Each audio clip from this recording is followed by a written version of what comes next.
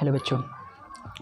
तो चलिए, मैंने पिछला वीडियो साइंस का जो था वो NCERT साइंस कक्षा 10 का जो पार्ट लिया था, प्रकाश परावर्तन तथा अपवर्तन का चौथा पार्ट डाल दिया था। देखिए शायद पार्ट 4, पार्ट 5, पार्ट 6 भी बन सकता है, क्योंकि मैंने एक लंबी विस्तार से समझाने का कोशिश किया है, इसीलिए थोड़ा लंबा वीडियो लंबा पार्ट बन सकता है इसका। लेकिन अगर आप हमारे इस वीडियो को देख रहे हैं तो आप पूरा इस पार्ट को देख लीजिएगा, प्रकाश परावर्तन तथा अपवर्तन, वो आपको प्लेलिस्ट में मिल जाएगा, तभी आपको हमारा पढ़ाया हुआ ठीक से समझ में आएगा। ठीक है, तो ठीक है, पिछले वीडियो में हम लोग क्या बात किए थे, अवतल हम लोग बात किए थे,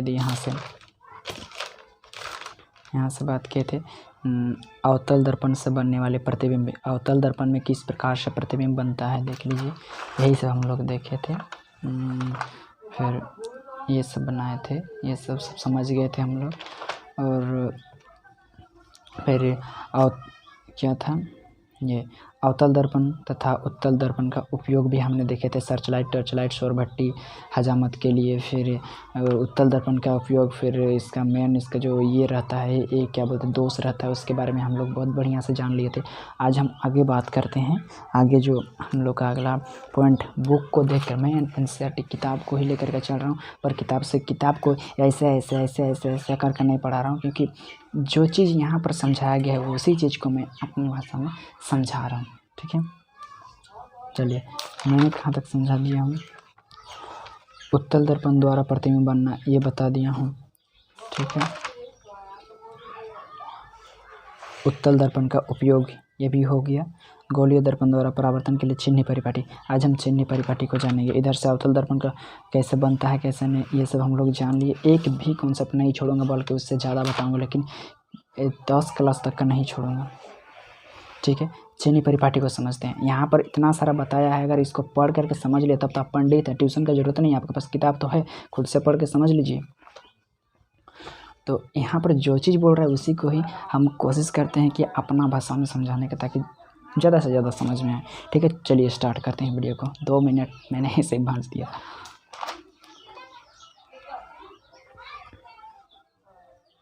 चलिए, अगला आज हम लोग का है गोलीय दर्पण द्वारा परावर्तन के लिए चिन्ह परिपाटी। चलिए, आज हम गोलीय दर्पण द्वारा परावर्तन के समय जो चिन्ह परिपाटी का यूज किया जाता है वो किस प्रकार से किया जाता है उसको समझते हैं। गोलीय दर्पण में हम लोग पहले अवतल दर्पण में, फिर उत्तल दर्पण में देखेंगे। तो अवतल दर्पण बनाने के लिए मेरे पास ये नहीं है, एकदम चाप नहीं है, और हाथ से टेढ़ा बन जाता है, इसलिए एक ढक्कन को ले लिया हूँ, इसमें भी बनेगा मेरा। तो कैसे बनाएंगे, यहाँ से ले लेता। अच्छा, इधर छोटा पेज होने के कारण दोनों तरफ नहीं दिखा सकता, उत्तल का उधर बनाऊंगा। ठीक है, तो यहाँ से मैं ले लेता हूँ पहले, ये हो गया मेरा ध्रुव, यहाँ से 1 2 3 यहाँ हो रहा है, और 1 2 3 ये बीच हो रहा है, तो 1 2 3 यहाँ, तो ये बीच नहीं हो रहा है, क्या भी बराबर होगा, हाँ अभी हो भी सकता है। चलिए, मैं खींच दिया थोड़ा, ये हो गया मेरा अवतल दर्पण। उभरा हुआ पृष्ठ पर हम लोग पॉलिश कर रहे हैं, तो उभरा हुआ पृष्ठ पर पॉलिश करने से हो बन जाता है क्या, अवतल दर्पण। और अवतल दर्पण में होता है एक ध्रुव, जहाँ से होकर के क्या जाता है। चलिए, अभी हम चिन्ह परिपाटी की बात कर रहे हैं, इसलिए ध्रुव को नहीं खींचते, मुख्य क्या बोलते हैं उसको, मुख्य अक्ष, उसको नहीं खींचते हैं। यहाँ पर चिन्ह परिपाटी को समझते हैं। चिन्ह परिपाटी का मतलब होता है, जैसे कोई भी कार्तिकीय तल हम लोग खींचते हैं, मैथ में हम लोग पढ़ रहे हैं ना अक्षों के बारे में, एक्स अक्ष, वाई अक्ष, तो हम लोग क्या बोलते हैं बोली, तो मैथ में जो हम लोग पढ़ रहे हैं, ज्यामिति पढ़ते हैं, उसमें हम लोग इसको बोलते हैं एक्स अक्ष, इसको एक्स डैश अक्ष, वाई अक्ष, वाई डैश अक्ष, ऐसे नहीं दे रहे थे ग्राफ जब बना रहे थे उसमें। तो और क्या, जो ये मूल बिंदु है वहाँ से दाहिना साइड का तरफ जो संख्या आता है इधर, वो क्या होता है, प्लस में होता है कि नहीं होता है, और जो बायां साइड तरफ आता है वो संख्या सब क्या होता है, माइनस में होता है। वैसे ही ऊपर तरफ जो संख्या सब जाता है वो सब भी क्या होता है, प्लस में होता है। और नीचे तरफ जो संख्या सब आ रहा था वो सब किस में हो रहा था, माइनस में हो रहा था। इस तरह से माइनस में। तो इस कार्तिकीय तल को तो हम लोग समझ चुके हैं, ठीक है। जो भी कार्तिकीय तल है इसमें प्लस किधर होता है माइनस किधर होता है, तो मूल बिंदु का दाहिना तरफ प्लस और बायां तरफ माइनस, फिर मूल बिंदु ऊपर तरफ प्लस और नीचे तरफ माइनस, ये तो हम लोग जानते हैं। यही चिन्ह परिपाटी का हम लोग को दर्पण में दिखाना है किस प्रकार से। तो चलिए, ये जो इसको द्वारक है ना, इसको द्वारक बोला जाता है, MN,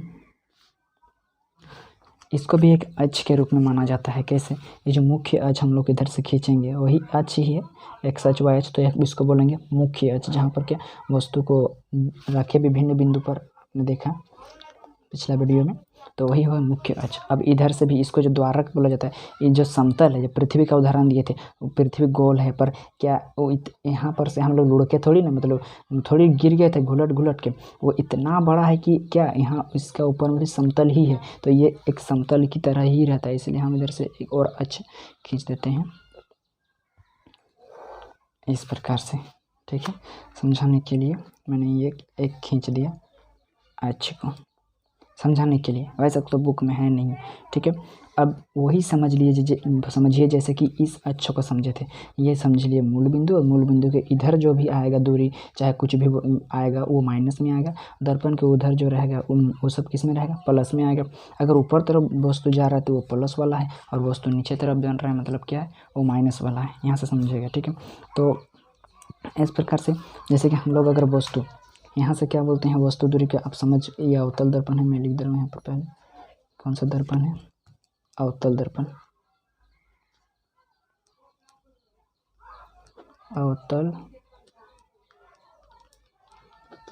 अवतल दर्पण। और ये अवतल दर्पण में होता क्या है, ये फोकस हो गया, ये हो गया वक्रता केंद्र C, अनंत हो गया, इस तरह से।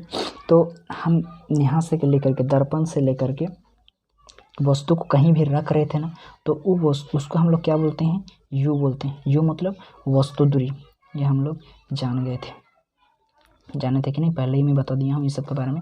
वस्तु दूरी, प्रतिबिंब भी बन रहा था इधर, जिधर भी प्रतिबिंब बन रहा था, इधर बने चाहे उधर बने, ठीक है, उसको क्या बोल रहे थे, भी बोल रहे थे। चलो यहाँ पर हम लिख रहे हैं, वो सबको यहाँ दिखाने रहे हैं अभी, ठीक है। वस्तु दूरी को क्या बोल रहे थे, वस्तु दूरी मतलब ये जो यहाँ से लेकर के वस्तु को यहाँ पर हम आदमी को खड़ा कर देंगे, यहाँ पर हम एक आदमी को खड़ा कर देंगे,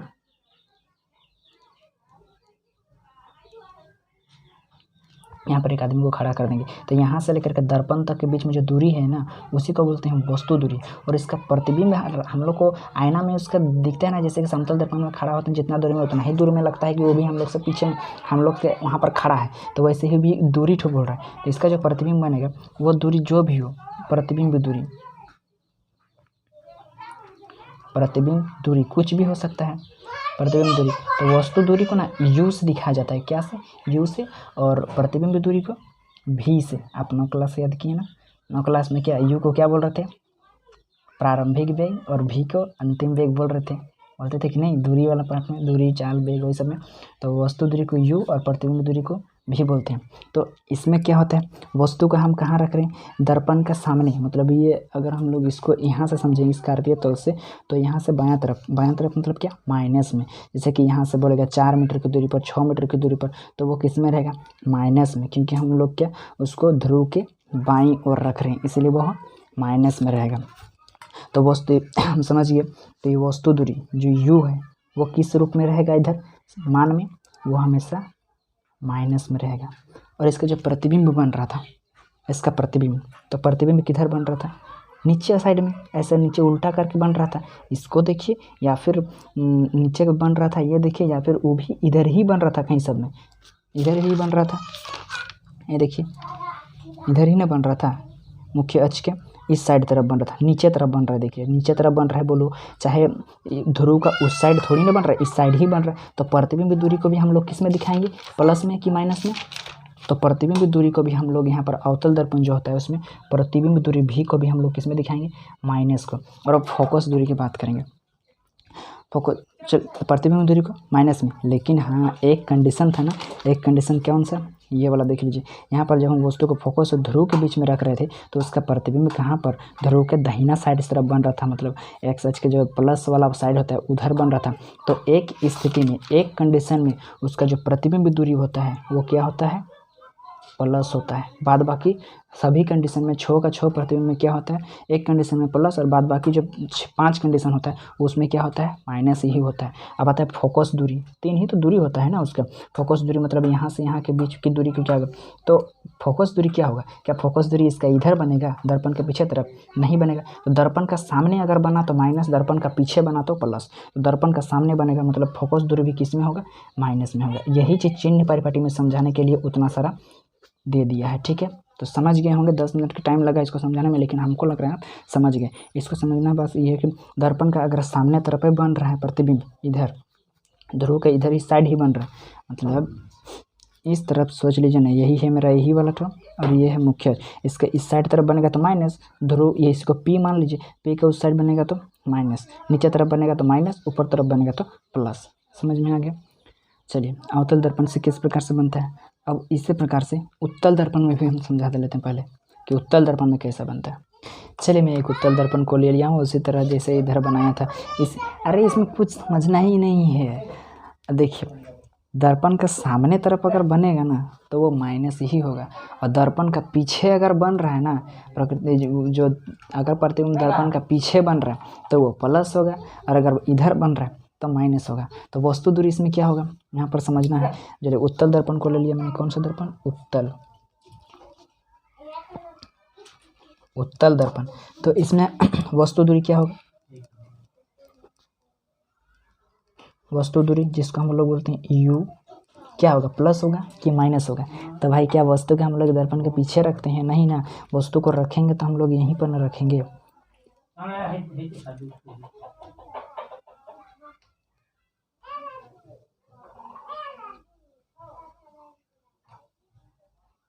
चलिए, वस्तु को इस प्रकार से हम यहाँ रखेंगे, फोकस पे रखेंगे। इसका फोकस तो इधर रहता है, ये फोकस हो गया, ये सी हो गया, ये पी हो गया। ठीक है, तो वस्तु को हम लोग कहाँ पर रख रहे हैं, दर्पण का सामने। लेकिन क्या उत्तल जो दर्पण होता है इसमें वस्तु दूरी को तो हम लोग यहाँ रखते हैं, लेकिन क्या इसका प्रतिबिंब इधर बनता है।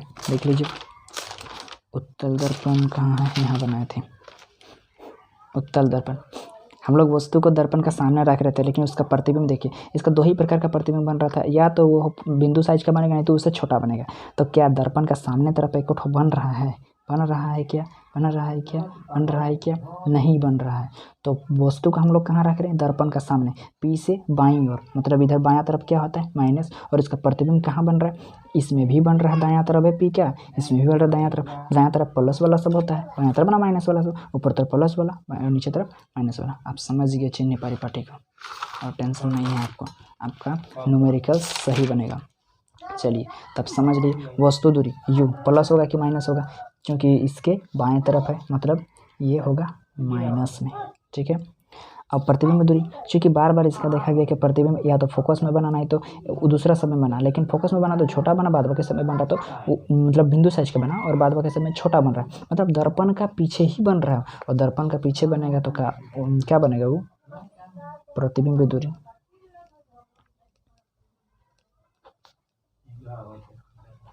जिसको बोलते हैं भी, वो क्या होगा, वो हमेशा प्लस, वो प्लस होगा, वो प्लस ही होगा। और फोकस दूरी, इसका फोकस दूरी क्या होगा, एफ। तो फोकस दूरी इसका दर्पण का सामने तरफ है क्या, नहीं ना, दर्पण का पीछे ही है, इसके लिए इसका फोकस दूरी भी हो जाएगा प्लस। समझ गए होंगे। अब देखिए, इसके एक ही मैं बता दे रहा हूँ किस प्रकार से, अवतल हो या उत्तल हो। ठीक है, इस चार्ट को याद रखिएगा, अवतल हो चाहे उत्तल हो, पहले क्या, वस्तु दूरी, प्रतिबिंब दूरी और फोकस दूरी।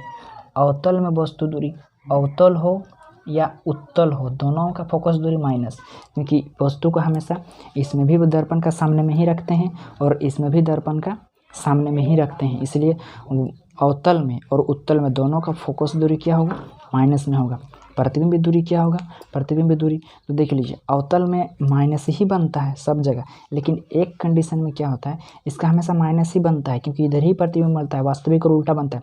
लेकिन जब फोकस और ध्रुव के बीच में रखा जाता है, तब यह प्रतिबिंब आभासी और सीधा और दर्पण का पीछे बनता है, इसीलिए एक कंडीशन में इसका क्या हो जाएगा, प्लस हो जाएगा, सिर्फ एक कंडीशन में प्लस। और उत्तल का होने से क्या होता है, उत्तल का तो क्या होगा, प्रतिबिंब दूरी क्या इधर थोड़ी, इधर का हमेशा इधर ही बनता है। फोकस दूरी इसका क्या होगा, प्लस ही होगा। और इसका फोकस दूरी क्या होगा, इसका फोकस दूरी हमेशा होगा, देख लीजिए, माइनस। तो आप याद रखिएगा, अवतल में सब माइनस, अवतल में सब माइनस, एक कंडीशन में प्रतिबिंब दूरी होता है हमारा क्या, प्लस। और उत्तल में सब प्लस, उत्तल सब प्लस। हम लोग यहाँ से याद किए थे, हम लोग का सर हम लोग को इस अक्षर से याद करवाए थे। अवतल अ बड़ा हो रहा है और ऊ छोटा हो रहा है, तो बड़ा मतलब क्या, अवतल में सब माइनस, उत्तल में सब प्लस। हाँ, खाली इसमें एटो को याद, मतलब अवतल में और चाहे उत्तल दोनों में माइनस होता है, मतलब ऐसे याद करना नहीं, सब माइनस एक कंडीशन में प्लस, और उत्तल में सब प्लस खाली एक कंडीशन में माइनस। ठीक है, समझ गए होंगे, 15 मिनट में आपको चिन्ह परिपाटी समझाने में लगा, आई होप समझ गए होंगे। ठीक है, अगला पॉइंट में आते हैं। चलिए अब हम समझते हैं दर्पण सूत्र, जो किताब में है, दर्पण सूत्र तथा आवर्धन।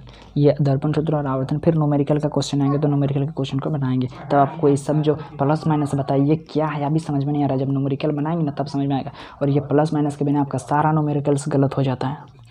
ठीक है, तो दर्पण सूत्र कैसे, दर्पण सूत्र किसको बोला जाता है, तो दर्पण सूत्र उसी को बोलते हैं, देख लीजिए।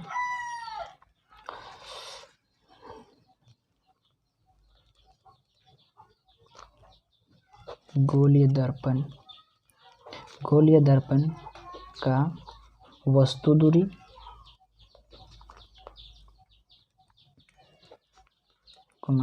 प्रतिबिंब दूरी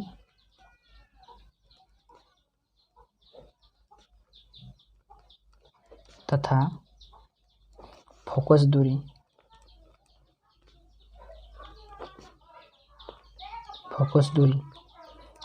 के बीच के संबंध को, बीच में जो संबंध बनेगा उसी संबंध को क्या कहते हैं, दर्पण सूत्र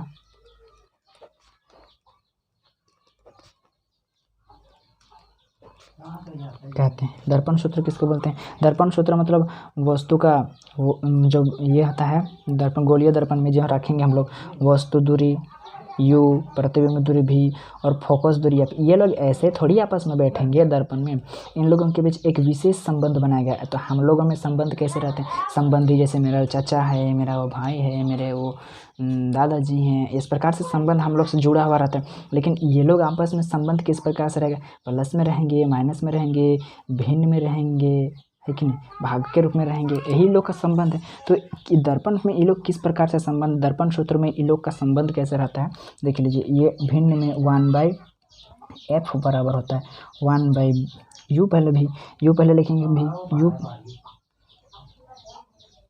प्लस भी, u को ही लिखते हैं चलिए, क्योंकि प्लस में रहता है, u प्लस 1/v। दर्पण सूत्र यही है इसका, 1/f बराबर 1/u plus 1/v, 1/v plus 1/v ऐसे भी कर सकते हैं, क्योंकि यह हमेशा प्लस में होता है, v प्लस u चाहे u प्लस v, u भी एक ही जैसा दिख रहा है, लेकिन आपको यहाँ पर नीचे गोल है, देखिए इसमें गोल नहीं है। ठीक है, u प्लस v या v प्लस u होता है, यही इन लोग दोनों तीनों के बीच में दर्पण में इन लोगों का संबंध है। ठीक है, जब दर्पण को लाएंगे तुम मेरा कौन है, तुम मेरा कौन है, तो ये सब इस प्रकार से संबंधित रहते हैं। तो दर्पण सूत्र आपको याद हो गया। अब चलिए आते हैं आवर्धन किसको बोला जाता है, आवर्धन। चलिए अब दर्पण सूत्र समझ लिए, अब मैं आता हूँ आवर्धन पे। आवर्धन किसको बोला जाता है, आपको इस पाठ में आवर्धन नाम का भी एक शब्द से परिचित होना होगा, जिसको बोलते हैं आवर्धन। या आवर्धन है क्या, जब वस्तु को उसके वास्तविक आकार से बड़ा या छोटा दिखाया जाता है तो उसे ही आवर्धन कहते हैं। मतलब जैसे कि ये मेरा पेन है, ठीक है, ये क्या है मेरा, ये पेन है, लेकिन हम ऐसा इंस्ट्रूमेंट इसके सामने लाएंगे, ऐसे इंस्ट्रूमेंट मतलब कोई भी चीज़ इसमें इसके सामने ऐसा लाएंगे, और उस क्या बोलेंगे, कैसे बताएं हम, जो कोई भी इंस्ट्रूमेंट हम इसके सामने ऐसा लाएंगे कि जब हम उसके सामने रखेंगे ना तो वो क्या होने लगेगा, बड़ा दिखने लगेगा। वो आकार उतना ही है लेकिन क्या होगा, वो बड़ा दिखने लगेगा। जैसे कि अवतल दर्पण में हम लोग रखे थे, कहाँ पर बोलिए तो अवतल दर्पण का दो स्थिति ऐसा बन गया था जहाँ पर क्या वस्तु बहुत बड़ा, वस्तु के साइज में कोई चेंजिंग नहीं हुआ था, लेकिन उसका प्रतिबिंब क्या होने लगा था, देखिए बहुत बड़ा दिखने लगा था। उसका इंस्ट्रूमेंट कौन हुआ, यही हम दर्पण को रखे सामने, यही ना इसका इंस्ट्रूमेंट हुआ, तो इसका प्रतिबिंब क्या दिखाई देने लगा, बड़ा दिखाई देने लगा। यहाँ पर भी क्या बोले, वास्तविक उल्टा अत्यधिक विवर्धित, बहुत बड़ा बनेगा। तो वैसे ही आवर्धन में जब हम वस्तु का वास्तविक आकार, यही इसका वास्तविक, पेन इसका वास्तविक आकार हो गया। ये कहीं पर अगर हम लोग दर्पण लाए का कहीं भी कुछ भी लाए, उसमें अगर इसके आकार को छोटा करके दिखा रहे हैं या बड़ा करके दिखा रहे हैं, तो वही वस्तु का क्या आवर्धन कहलाता है। ठीक है, आवर्धन का मतलब होता है वस्तु का जो वास्तविक आकार है उससे छोटा दिखाना या बड़ा दिखाना ही आवर्धन कहलाता है। इससे अगर आपको बात में समझ में नहीं आता है तो बुक में जो दिया हुआ है हम लोग का वो ऐसा बताया गया कि वस्तु के प्रतिबिंब की ऊंचाई, वही ऊंचाई बोल रहा है इसमें भी, ठीक है, आकार ठीक बता रहा है। वस्तु के प्रतिबिंब की ऊंचाई और वस्तु के ऊंचाई के अनुपात को क्या कहते हैं, आवर्धन कहते हैं। वस्तु के प्रतिबिंब की ऊंचाई, तो हम लोग ले लेते हैं वस्तु के प्रतिबिंब की ऊंचाई, प्रतिबिंब की ऊंचाई, प्रतिबिंब की ऊंचाई एच डैश लेते हैं, क्योंकि उसका भी तो ऊंचाई है ना, एक प्रतिबिंब का भी ऊंचाई बनेगा। कहाँ है, हाँ देख लीजिए, प्रतिबिंब का भी ऊंचाई अपना है और वस्तु का भी ऊंचाई है, तो यही प्रतिबिंब की ऊंचाई ठो और वस्तु की ऊंचाई ठो, प्रतिबिंब की ऊंचाई और वस्तु की ऊंचाई, वस्तु की ऊंचाई जिसको एच बोलते हैं का अनुपात, अनुपात का मतलब क्या होता है, बट्टा के अनुपात को क्या कहते हैं, आवर्धन, आवर्धन कहते हैं। इससे एक हम लोग को फॉर्मूला भी मिल जाता है, ठीक है। अर्थात इसको हम लोग बोल सकते हैं जो किताब में दिया हुआ है, एम बराबर क्या, एच डैश बट्टा एच। और यह निकालता कैसे है वो देखिए, ठीक है। तो चलिए, ये है क्या, प्रतिबिंब की ऊंचाई, ये क्या है, प्रतिबिंब की ऊंचाई। अब प्रतिबिंब को हम लोग क्या से दर्शाते हैं, दूरी हो कुछ भी हो, तो प्रतिबिंब की दूरी को हम लोग भी से दर्शाते हैं, और वस्तु दूरी को, जो वस्तु दूरी है उसको क्या से दर्शाते यू से दर्शाते हैं। तो वही एम बराबर मेरा हो जाएगा भी बट्टा यू, ठीक है। लेकिन ठीक है, वस्तु को हम लोग प्रतिबिंब की ऊंचाई, तो प्रतिबिंब दूरी को भी और वस्तु की ऊंचाई मतलब वस्तु दूरी को यू बोलते हैं। कैसे निकाला जाता है इसका आवर्धन, वो नहीं बता दे रहे सूत्र उठो। और यहाँ पर देखिए, प्रतिबिंब वस्तु को हम लोग हमेशा कहाँ रखते हैं, वस्तु को इस प्रकार से ऊंचा करके रखते हैं, और ऊंचा तरफ क्या होता है, ऊंचा क्षेत्र जो वाई होता है, और इधर प्लस वाला सब होता है, तो या तो प्लस में होता है। लेकिन अवतल में कहने का मतलब जहाँ कहीं भी आपको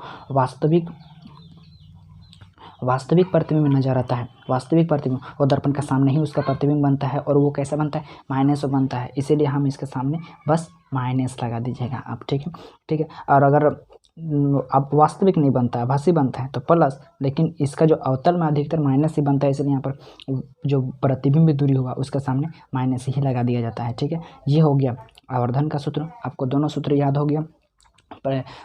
दर्पण सूत्र क्या है, 1/f बराबर बोलिए, 1/f बराबर 1/v प्लस 1/u, चाहे 1/u प्लस 1/v।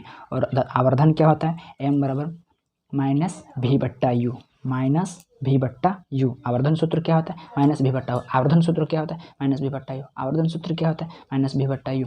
आवर्धन सूत्र क्या होता है, माइनस v बट्टा यू। दर्पण सूत्र क्या होता है, 1/f बराबर 1/v प्लस 1/u। दर्पण सूत्र क्या होता है, 1/f बराबर 1/v plus 1/u, 1/v plus 1/u, ठीक है। चलिए, दर्पण सूत्र, आवर्धन, चिन्ह परिपाटी, चिन्ह परिपाटी समझ में आ गया। चिन्ह परिपाटी,